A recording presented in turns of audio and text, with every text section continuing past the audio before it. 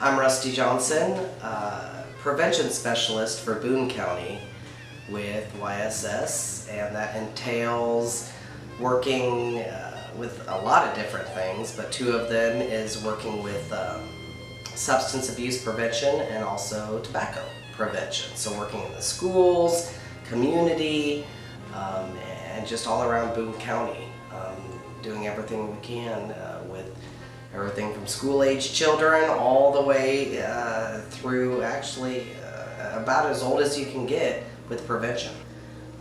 At 37 years old, I was adopted, and I was adopted by a former foster mom of mine who also happens to be my elementary music teacher who inspired me to play music,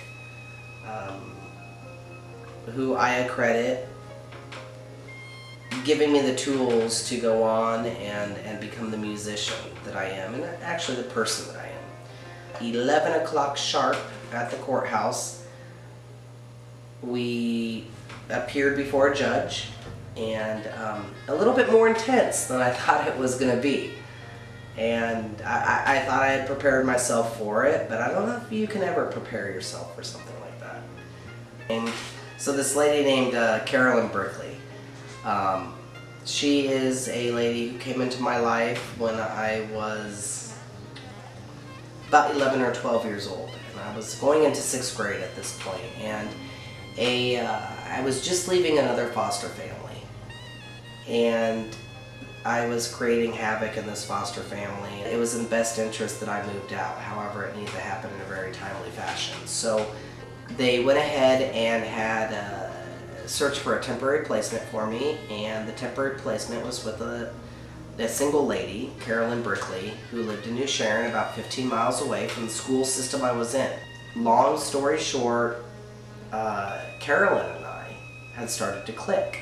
That new foster mom, who was the elementary music teacher and just a wonderful lady. She and I started to click, and this was the first time after 3 years or whatever being in foster care that all the social workers had seen, whoa, Rusty's clicking, let's leave him alone. Because at that point, I was really an angry child. My biological mother was my hero, my everything. Unfortunately, I wasn't allowed to live with her. I was living with Miss Carolyn Brickley at the time in a foster home. My mother loved Kenny G. Now, Kenny G was a saxophone player, is a saxophone player, is a great saxophone player, and she loved him. So during a supervised visit, she gave me that saxophone and said, hey, I called up Miss Brickley, she agreed to give you lessons. So it wasn't until my mom died, my biological mom died, that I really took to the saxophone. I also started the Rusty Johnson's American Dreams, which was a benefit to help foster kids get music, dance, sports, theater, camps, but whatever it is that foster kids are good at, do it. You know, get nurtured, we'll pay for it. You know, that was the whole point of American Dreams, which has been a success since. And so I did that, and then very busy. And then I moved to LA. You know, so during that 10 years, a lot happened that kept me busy.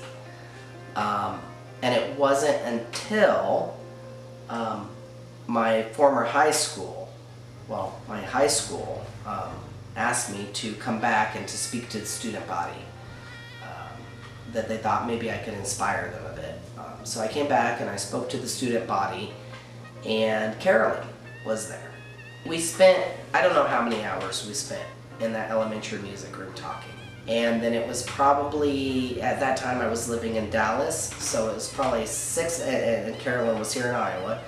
It was probably 6 months after that, Carolyn was on a plane to Dallas, and she was there to hear me do my very first performance as a guest artist at the Dallas Meyerson Symphony Center, which seats I don't know how many thousands of people. It's it's one of the biggest performing arenas in Dallas.